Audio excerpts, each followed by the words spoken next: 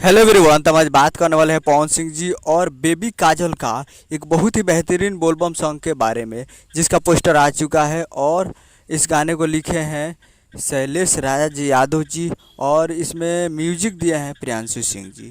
और इस गाने को गाए हैं पवन सिंह जी और शिल्पी राज जी, जो कि आपको स्क्रीन के ऊपर दिखाई दे रहा है। जिस सॉन्ग का टाइटल रखा गया मजनुए के दुल्हा बनाई जी, जिसका टाइटल है मजनुए के दुल्हा बनाई जी।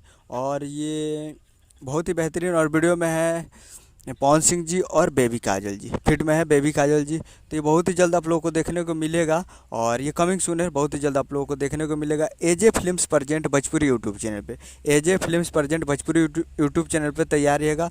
एक दो दिन में ये आपको देखने को मिलेगा, यानी कल ज़रूर से ज़रूर ये गाना रिलीज भी हो जाएगा। तो कल तैयार रहेगा AJ films present Bhojpuri YouTube channel.